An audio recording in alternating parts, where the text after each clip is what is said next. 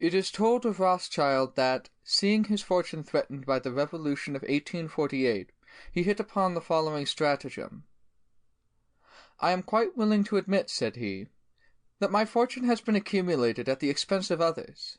But if it were divided tomorrow among the millions of Europe, the share of each would only amount to 5 shillings. Very well, then.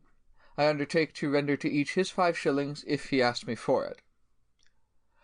Having given due publicity to his promise, our millionaire proceeded as usual to stroll quietly through the streets of Frankfurt. 3 or 4 passers-by asked for their 5 shillings, which he disbursed with a sardonic smile.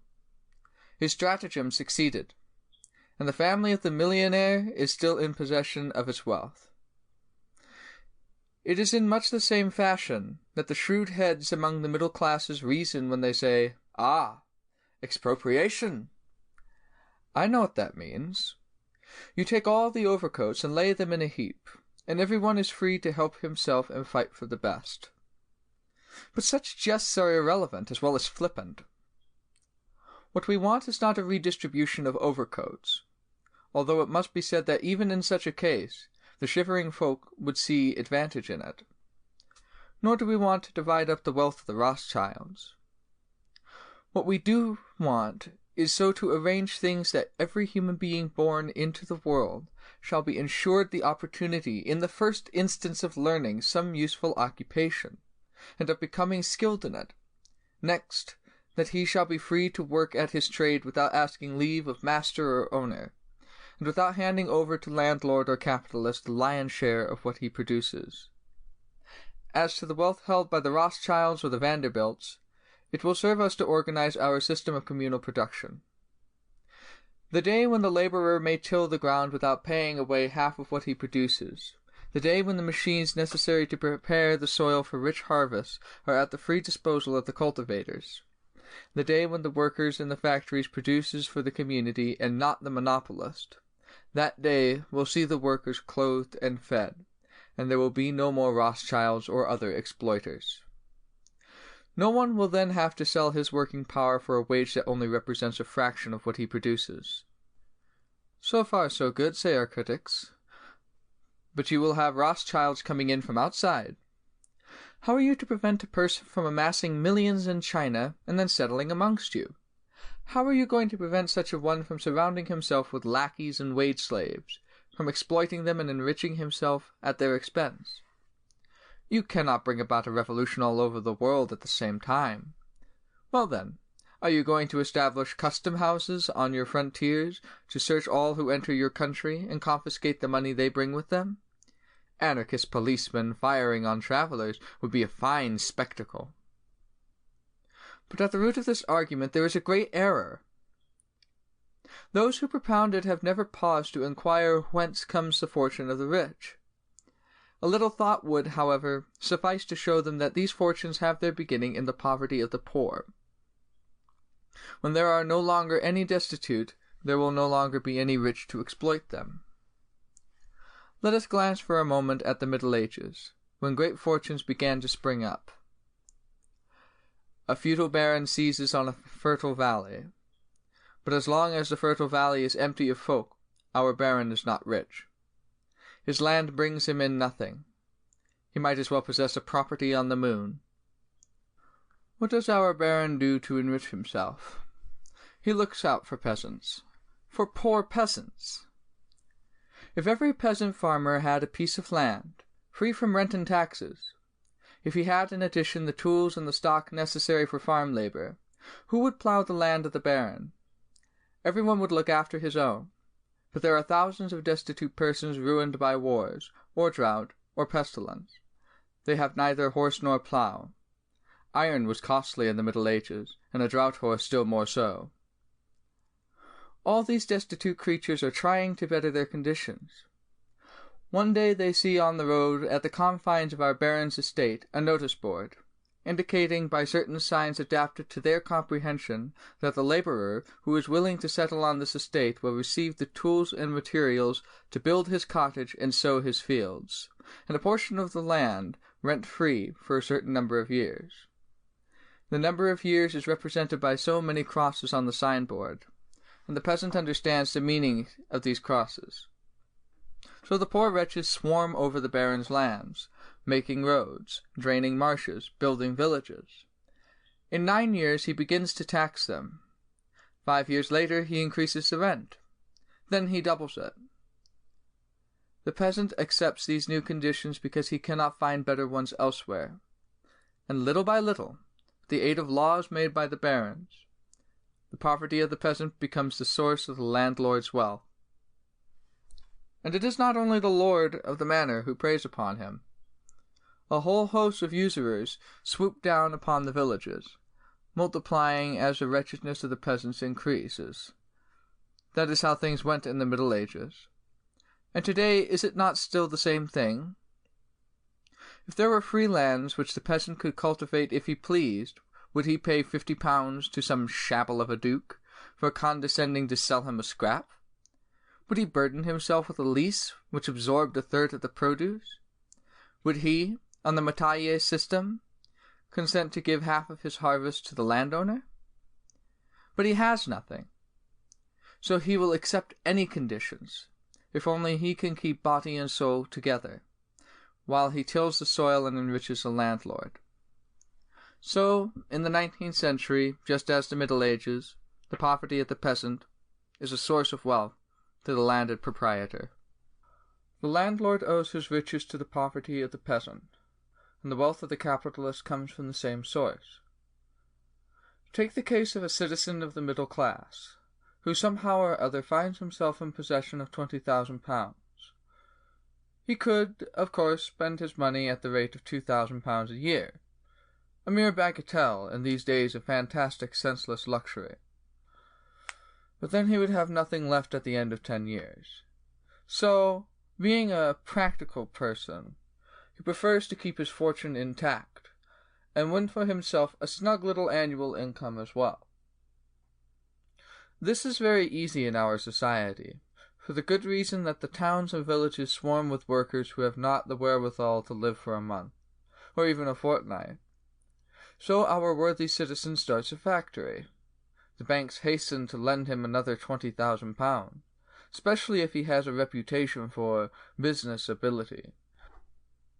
And with this round sum, he can command the labor of 500 hands. If all the men and women in the countryside had their daily bread sure and their daily needs already satisfied, who would work for our capitalist at a wage of half a crown a day, while the commodities one produces in a day sell in the market for a crown or more? Unhappily, we know it all too well. The poor quarters of our towns and the neighboring villages are full of needy wretches, whose children clamor for bread. So, before the factory is well finished, the workers hasten to offer themselves. Where 100 are required, 300 besiege the doors. And from the time his mill is started, the owner, if he only has average business capacity, will clear £40 a year out of each mill hand he employs. He is thus able to lay by a snug little fortune, and if he chooses a lucrative trade and has business talents, he will soon increase his income by doubling the number of men he exploits. And so he becomes a personage of importance. He can afford to give dinners to other personages, to the local magnates, the civic, legal, political dignitaries. With his money he can marry money. By and by he may pick and choose places for his children, and later on perhaps get something good from the government, a contract for the army or for the police. His gold breeds gold, till at last a war, or even a rumor of a war, or a speculation on the stock exchange, gives him great opportunity. 9/10 of the great fortunes in the United States are, as Henry George has shown in the Social Problems, the result of knavery on a large scale, assisted by the state. In Europe, 9/10 of the fortunes made in our monarchies and republics have the same origin. There are not two ways of becoming a millionaire. This is the secret of wealth. Find the starving and destitute, pay them half a crown, and make them produce 5 shillings worth in a day. Amass a fortune by these means, and then increase it by some lucky hit, made with the help of the state. Need we go on to speak of small fortunes attributed by economists to forethought and frugality, when we know that mere saving in itself brings in nothing, so long as the pence saved are not used to exploit the famishing? Take a shoemaker, for instance. Grant that his work is well paid, that he has plenty of custom, and that by dint of strict frugality he contrives to lay by from 18 pence to 2 shillings a day, perhaps £2 a month. Grant that our shoemaker is never ill, that he does not half starve himself, in spite of his passion for economy, that he does not marry, or that he has no children, that he does not die of consumption. Suppose anything and everything you please. Well, at the age of 50 he will not have scraped together £800, and he will not have enough to live on during his old age, when he is past work. Assuredly this is not how great fortunes are made. But suppose our shoemaker, as soon as he is laid by a few pence, thriftily conveys them to the savings bank, and that the savings bank lends them to the capitalist who is just about to employ labor, i.e., to exploit the poor. Then our shoemaker takes an apprentice, the child of some poor wretch, who will think himself lucky in 5 years' time his son had learned the trade and is able to earn his living. Meanwhile our shoemaker does not lose by him, and if trade is brisk he soon takes a second, and then a third apprentice. By and by he will take 2 or 3 working men, poor wretches, thankful to receive half a crown a day for work that is worth 5 shillings, and if our shoemaker is in luck, that is to say, if he is keen enough and mean enough, his working men and apprentices will bring him in nearly £1 a day, over and above the product of his own toil. He can then enlarge his business. He will gradually become rich, and no longer have any need to stint himself in the necessities of life. He will leave a snug little fortune to his son. That is what people call being economical and having frugal, temperate habits. At bottom it is nothing more nor less than grinding the face of the poor. Commerce seems an exception to this rule. Such a man, we are told, buys tea in China, brings it to France, and realizes a profit of 30% on his original outlay. He has exploited nobody. Nevertheless, the case is analogous. If our merchant has carried his bales on his back, well and good.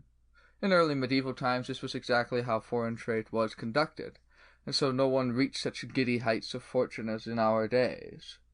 Very few and very hardly earned were the gold coins which the medieval merchant gained from a long and dangerous voyage.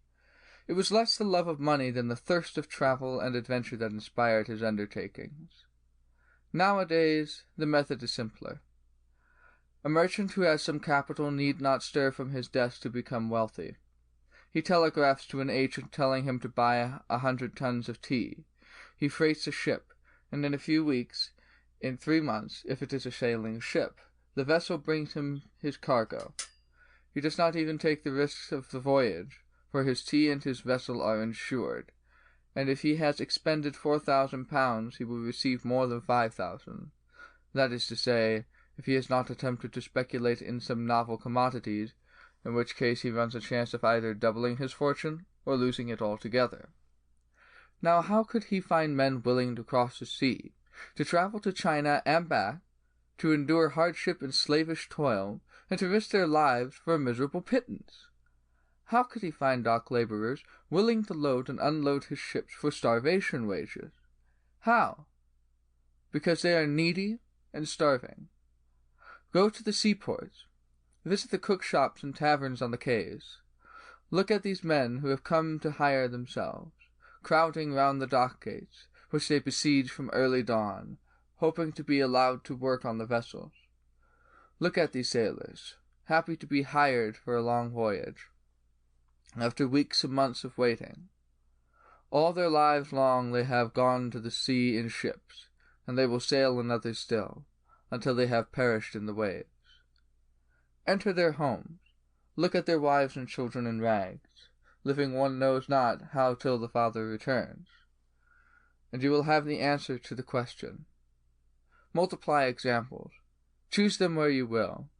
Consider the origin of all fortunes, large or small, whether arising out of commerce, finance, manufactures, or the land. Everywhere you will find that the wealth of the wealthy springs from the poverty of the poor. This is why an anarchist society need not fear the advent of a Rothschild who would settle in its myth. If every member of the community knows that after a few hours of productive toil he will have a right to all the pleasures that civilization procures, and to those deeper sources of enjoyment which art and science offer to all who seek them, he will not sell his strength for a starvation wage. Not one will volunteer to work for the enrichment of your Rothschild. His guineas will be only so many pieces of metal, useful for various purposes, but incapable of breeding more. In answering the above objection, we have at the same time indicated the scope of our expropriation. It must apply to everything that enables any man, be he financier, mill owner, or landlord, to appropriate the product of others' toil. Our formula is simple and comprehensive. We do not want to rob anyone of his coat, but we wish to give to the workers all those things the lack of which make them fall as easy prey to the exploiter, and we will do our utmost that none shall lack aught, and that not a single man shall be forced to sell the strength of his right arm to obtain a bare subsistence for himself and his babes. This is what we mean when we talk of expropriation. This will be our duty during the Revolution, for whose coming we look, not 200 years hence, but soon, very soon. The ideas of anarchism in general and of expropriation in particular find much more sympathy than we are apt to imagine among men of intelligent character, and those for whom idleness is not the supreme ideal. Still, our friends often warn us, take care you do not go too far. Humanity cannot be changed in a day, so do not be in too great a hurry with your schemes of expropriation and anarchy, or you will be in danger of achieving no permanent results. Now, what we fear with regard to expropriation is exactly the contrary. We are afraid of not going far enough, of carrying out expropriation on too small a scale to be lasting. We would not have the revolutionary impulse arrested in mid-career, to exhaust itself in half measures, which would content no one, and while producing a tremendous confusion in society, and stopping its customary activities, would have no vital power, would merely spread general discontent, and inevitably prepare the way for the triumph of reaction. There are, in fact, in a modern state established relations which it is practically impossible to modify if one attacks them only in detail. There are wheels within wheels in our economic organization. The machinery is so complex and interdependent that no one part can be modified without disturbing the whole. This becomes clear as soon as an attempt is made to expropriate anything. Let us suppose that in a certain country a limited form of expropriation is effected. For example, that, as it has been suggested more than once, only the property of the great landlords is socialized, whilst the factories are left untouched, or that, in a certain city, house property is taken over by the commune, but everything else is left in private ownership, or that, in some manufacturing center, the factories are communalized, but the land is not interfered with. The same result would follow in each case: a terrible shattering of the industrial system, without the means of reorganizing it on new lines. Industry and finance would be at a deadlock, yet a return to the first principles of justice would not have been achieved, and society would find itself powerless to construct a harmonious whole. If agriculture could free itself from great landowners, while industry still remained the bond-slave of the capitalist, the merchant, and the banker, nothing would be accomplished. The peasant suffers today not only in having to pay rent to the landlord, he is oppressed on all hands by existing conditions. He is exploited by the tradesman, who makes him pay half a crown for a spade which, measured by the labor spent on it, is not worth more than a sixpence. He is taxed by the state, who cannot do without its formidable hierarchy of officials, and finds it necessary to maintain an expensive army, because the traders of all nations are perpetually fighting for the markets, and any day a little quarrel arising from the exploitation of some part of Asia or Africa may result in war. Then again, the peasants suffer from the dispopulation of country places.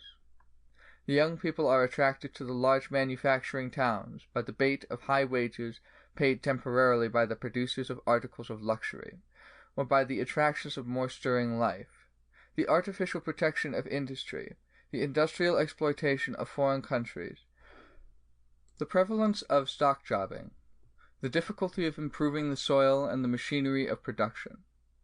All these agencies combine nowadays to work against agriculture, which is burdened not only by rent, but by the whole complex of conditions in a society based on exploitation. Thus, even if the expropriation of land were accomplished, and everyone were free to till the soil and cultivate it to the best advantage, without paying rent, agriculture, even though it should enjoy, which can by no means be taken for granted, a momentary prosperity, would soon fall back into the sloughs in which it would find itself today. The whole thing would have to be begun over again, with increased difficulties. The same holds true of industry. Take the converse case. Instead of turning the agricultural laborers into peasant proprietors, make over the factories to those who work in them. Abolish the master manufacturers, but leave the landlord his land, the banker his money, the merchant his exchange. Maintain the swarm of idlers who live on the toil of the workmen, the 1,001 middlemen, the state with its numberless officials, and industry would come to a standstill, finding no purchaser in the mass of peasants who would remain poor, not possessing the raw material, and unable to export their produce, partly on account of the stoppage of trade, and still more so because industry spread all over the world. The manufacturers would feel unable to struggle, and thousands of workers would be thrown upon the street. These starving crowds would be ready and willing to submit to the first schemer who came to exploit them. They would even consent to return to the old slavery, if only under promise of work. Or, finally, suppose you oust the landlords, and hand over the mills and factories to the workers, without interfering with the swarms of middlemen who drain the product of our manufacturers, and speculate in corn and flour, meat and groceries, in our great centers of commerce. Then, as soon as exchange is arrested, the great cities are left without bread, and others find no buyers for their articles of luxury. A terrible counter-revolution will take place, a counter-revolution treading upon the slain, sweeping the town and villages with shot and shell. There would be proscription, panic, flight, all the terrors of the guillotine, as it was in France in 1815, 1848, and 1871. All is interdependent in a civilized society. It is impossible to reform any one thing without altering the whole. Therefore, on the day we strike at private property, under any one of its forms, territorial or industrial, we shall be obligated to attack them all. The very success of the revolution will demand it. Besides, we could not, if we would, confine ourselves to a partial expropriation. Once the principle of the divine right of property is shaken, no amount of theorizing will prevent its overthrow, here by the slaves of the toil, there by the slaves of the machine.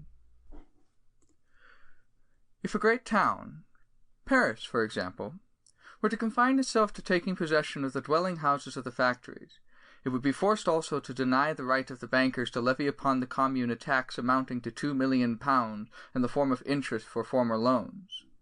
The great city would be obliged to put itself in touch with the rural districts, and its influence would inevitably urge the peasants to free themselves from the landowner. It would be necessary to communalize the railways, that the citizens might get food and work, and lastly, to prevent the waste of supplies, and to guard against the trust of corn speculators, like those to whom the Commune of 1793 fell a prey. It would have to place in the hands of the city the works of stocking its warehouse with commodities, and apportioning the produce. Nevertheless, some socialists still seek to establish a distinction. Of course, they say, the soil, the mines, the mills, and manufactures must be expropriated. These are the instruments of production, and it is right we should consider them public property. But articles of consumption, food, clothes, and dwellings, should remain private property. Popular common sense has got the better of this subtle distinction. We are not savages who can live in the woods, without other shelter than the branches. The civilized man needs a roof, a room, a hearth, and a bed. It is true that the bed, the room, and the house is a home of idleness for the non-producer, but for the worker, a room, properly heated and lighted, is as much an instrument of production as the tool of the machine. It is the place where the nerves and sinews gather strength for the work of the morrow. The rest of the workman is the daily repairing of the machine. The same argument applies even more obviously to food. The so-called economists of whom we speak would hardly deny that the coal burnt in a machine is as necessary to produce as the raw material itself.